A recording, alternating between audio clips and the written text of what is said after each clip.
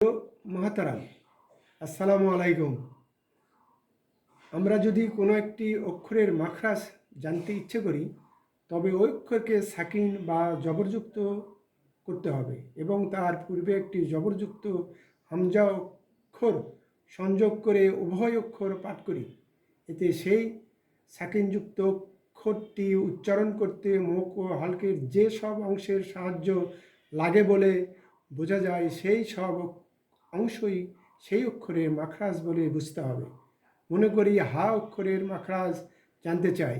এ অবস্থায় হা অক্ষরকে সাকিন করি, তার আগে জবর বিশিষ্ট হামজা যোগ করি, তাহলে তাতে আহ শব্দের উৎপত্তি হবে। কণ্ঠলালির মূল যা বুকের দিকে আসে, সেই মাখরাজ হতে দুটি অক্ষর উচ্চারিত হয়, যেমন হামজা ও হা। আহ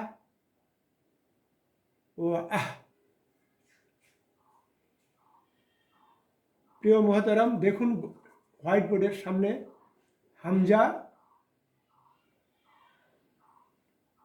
হামজার আগে হামজাযুক্ত জবর আছে, তাহলে এটার উচ্চারণ হচ্ছে আ,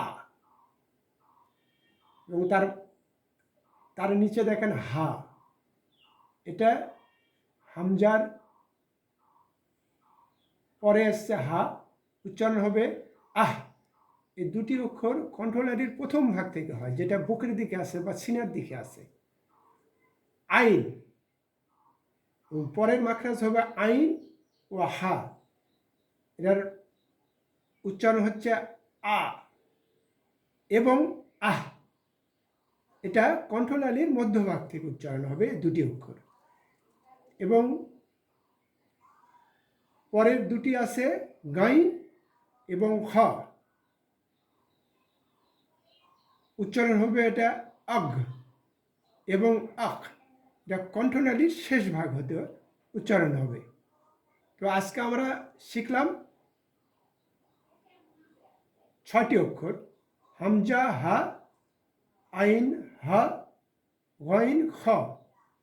প্রথম দুটি কণ্ঠনালীর মধ্যভাগ, মধ্যের দুটি আইন হ কণ্ঠনালীর মধ্যভাগ, এবং গাইন খ কণ্ঠনালীর শেষ ভাগ। কণ্ঠনালীর প্রথম ভাগ, কণ্ঠনালীর মধ্যভাগ এবং কণ্ঠনালীর শেষ ভাগ। তো আজকে এই পর্যন্তই। পরের ক্লাস আপনারা দেখবেন, এই আশা করে শেষ করছি। আল্লাহ হাফেজ, আসসালামু আলাইকুম।